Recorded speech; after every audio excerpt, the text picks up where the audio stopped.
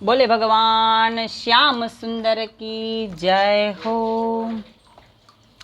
माधव मोहन गोविंद गोपाल की जय हो। 27वां अध्याय, तीसरे स्कंद का 27वां अध्याय। चलिए पढ़ते हैं।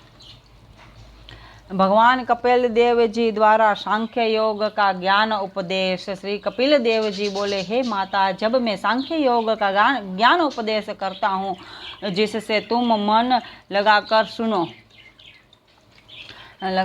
इस ज्ञान को अधिक उत्तम समझकर तुम किसी दूसरे से मत कहना, क्योंकि यह ज्ञान प्रत्येक मनुष्य को शीघ्र प्राप्त नहीं होता है।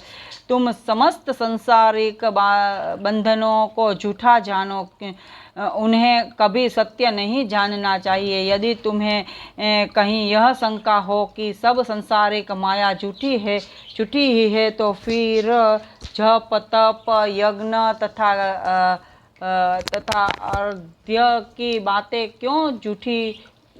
बातें भी झूठी ही है। सो ऐसा ही जानना चाहिए कि यह जगत झूठा है, परंतु मनुष्य जो पाप अथवा पुण्य करते हैं उसका फल उन्हें सुख दुख के रूप में अवश्य ही भुगतना पड़ता है। इस विषय में तुमसे एक प्राचीन कथा का वर्णन करता हूँ, इसे ध्यान पूर्वक सुनिए। एक समय एक मनुष्य जंगल में लकड़ी काट कर उसका बोझ अपने सिर पर रख कर बेचने के लिए जा रहा था।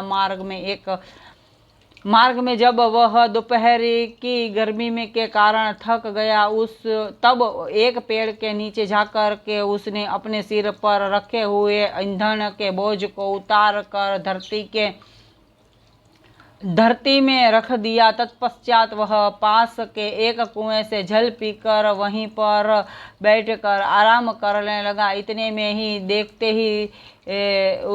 ही उसने देखा कि एक घुड़सवार अपने घोड़े को दौड़ाता हुआ जल पीने के लिए उस कुएं की ओर चला आ रहा है। उसे देखकर लकड़हारे के हृदय में एक विचार प्रकट हुआ कि यदि मेरे पास भी घोड़ा होता तो मैं भी उस पर बैठकर इसी प्रकार चलता। यों पैदल ही सिर पर बोझ रख कर चलने से तो धूप में पैर जलते हैं। इसी सोच में वह लकड़हारा कुएं की जगह पर सो गया। तब उसे स्वप्न में घोड़ा मिल गया। तब वह घोड़े पर सवार हो उसे दौड़ाने लगा तो वह घोड़े से गिर गया। उस स्वप्न अवस्था में जब वह उछलता तो कुएं के गिरने के कारण उसके हाथ पांव टूट गए। इसलिए हे माता, जिस प्रकार उसका घोड़ा मिलना मिथ्या और कुएं में गिरने से चोट लगना सत्य हुआ, उसी प्रकार संसारिक सुख को तो मिथ्या स्वप्न जानना चाहिए, परंतु पाप करने से मनुष्य को दंड अवश्य मिलता है, इसे सत्य ही जानना चाहिए। जब लोगों ने उस लकड़हारे को कुएं से निकालने की कोशिश की, उस समय कुएं के अंदर से ही वह बोला, अब स्वप्न में घोड़े पर चढ़ने से ही मैंने यह फल पाया। तो जो लोग नित्य घोड़े पर चढ़ते हैं वे न जाने किस गहरे कुएं में गिर कर दंड पावेंगे। हे माता, जो मनुष्य संसार में रथ वस्त्र आभूषण स्त्री मकान इत्यादि का सुख पाकर यह समझता है कि इस समस्त सुख को मैं अपने पुरुषार्थ से भोग रहा हूँ, तो उनका यह समझना भारी अज्ञान है, क्योंकि भगवान की कृपा के बिना किसी को सुख नहीं मिलता। इसीलिए ऐसे व्यक्ति को अवश्य ही दुख भोगतना पड़ता है। परंतु जो मनुष्य उस सुख को भगवान कृपा से प्राप्त हुआ समझकर उसे लिप्त नहीं होते और अपने वर्ण तथा देह का धर्म जानकर किसी को कष्ट नहीं पहुंचाते, उसे कभी भगवान का दंड नहीं भुगतना पड़ता है। भगवान कपिल देव जी के मुख से इस ज्ञानोपदेश को सुनकर देवहूति ने महात्मा महात्मन देवहूति बोली, है महात्मन, आपने जो यह कहा है कि इस देह को आत्म पुरुष से अलग जानना चाहिए, सो यह तो बहुत कठिन मालूम होता है। बिना नेत्रों से देखे हुए पुरुष को अलग कैसे जाना जा सकता है? वह पुरुष जो देह में ऐसे व्याप्त है जैसे कि दूध में घी और अग्नि में तेज रहता है। अतः कृपा करके मुझे उसका भेद पृथक पृथक समझाइए। यह कहकर कपिल देव जी बोले, हे माता, इस संसार पर इस बात पर ज्ञान दृष्टि और चर्म चक्षुओं द्वारा देखकर दोनों प्रकार से विचार करना चाहिए। यह स्पष्ट है कि जब श्री नारायण जी का चमत्कार शरीर से निकल जाता है तब हाथ पैर इत्यादि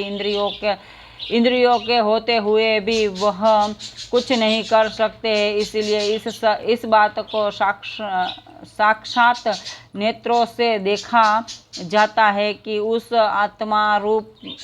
आत्म पुरुष के न रहने पर देह किसी काम का नहीं रहता। मनुष्य की यह गति देखने के कारण ही तुम्हें यह समझ लेना चाहिए कि आत्मा पुरुष शरीर से अलग है। जिसे विषयी मनुष्यों के पास संपत्ति देखकर उनके घर और धर्म को वैश्य अनेक तरह से नष्ट कर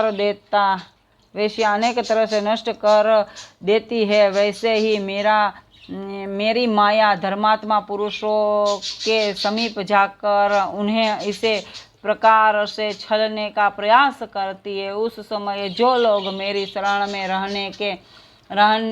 रहते हैं उन पर उस माया का कोई प्रभाव नहीं पड़ता है। गंगा मेरे चरणों से प्रकट हुई है। जो मनुष्य उसमें स्नान करते हैं वे सब पापों से मुक्त हो जाते हैं। श्री कपिल देव जी द्वारा इस ज्ञान को सुनकर देवहूति ने कहा, हे प्रभु, मैंने आपके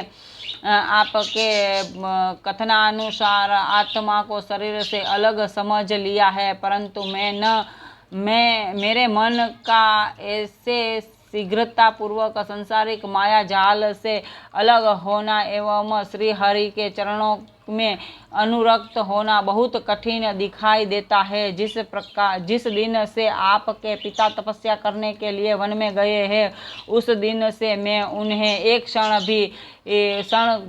क्षण के लिए भी नहीं भूल पाती हूँ। मेरा हृदय उन्हीं की चिंता में लगा रहता है। अतः आप कृपा कर मुझे कोई ऐसा उपाय बताइए जिससे मुझे ज्ञान तथा मुक्ति सहज में ही मिल जाए।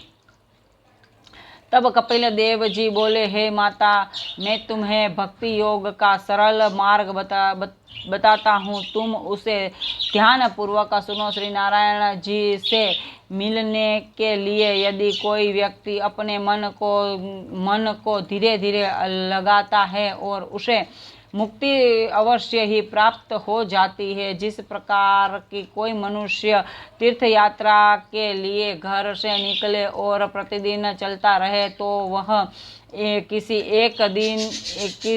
न किसी दिन अपने गंतव्य के स्थान पर पहुंच ही जाता है। उसी तरह जब कोई पथिक मार्ग में थकने के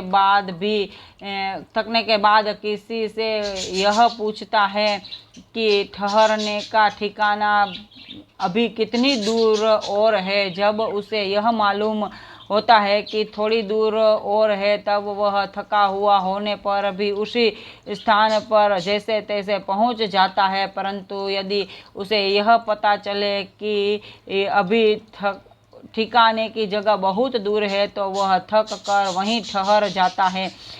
इसी तरह मैं तुमसे कहता हूँ कि भक्ति, पूजा, व्रत, नियम, कथा, कीर्तन आदि परमात्मा प्राप्त करने के सुगम मार्ग है। पूजा भी कई प्रकार की होती है। उनमें एक पूजा तामसी है जिससे मनुष्य अन्य लोगों को बुरा एवं स्वयं को भला बनाने के लिए माया फेरता है और अपने मन में किसी शत्रु के मर जाने की कामना करता है।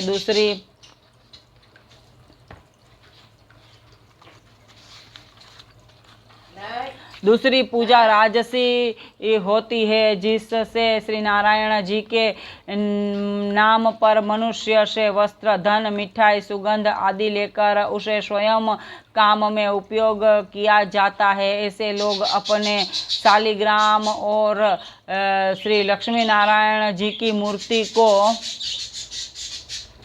सांसारिक सुख प्राप्त करने के लिए अन्य लोगों से पूजवाते हैं, अथवा अन्य मनुष्यों के घर में जो शालिग्राम की मूर्ति होती है उस पर भक्ति एवं श्रद्धा नहीं रखते हैं। तीसरी सात्विक की पूजा है, जो मुक्ति प्राप्त करने के लिए की जाती है। चौथी भक्ति निर्गुण है, उसमें मुक्ति प्राप्त करने की इच्छा भी नहीं रखी जाती। इस भक्ति के अलावा यज्ञ, जप, पूजा, दान, व्रत आदि जो भी शुभ कर्म किए जाते हैं वे सब परमेश्वर के नाम पर अर्पित कर दिए जाते हैं और उनके बदले में कोई इच्छा नहीं रखी जाती है। माता, मेरी कथा और कीर्तन सुनते समय जो भक्त है माता मेरी कथा और कीर्तन सुनते समय जो भक्त करुणा के स्थलों पर रो देता है तथा हर्ष के स्थान पर आनंद विभोर हो जाता है, उसे देखकर मैं अत्यंत प्रसन्न होता हूँ और अपने मन में सदैव यह विचार करता हूँ कि उस भक्त को प्रसन्न करने के लिए कौन सी ऐसी वस्तु दूँ जिससे उसके ऋण से अरुण हो सकूँ। इस तरह के भक्त जीवन मुक्त हो जाते हैं। बोले भगवान श्याम सुंदर की जय हो। मुरलीधर माधव गोविंद गोपाल की जय हो।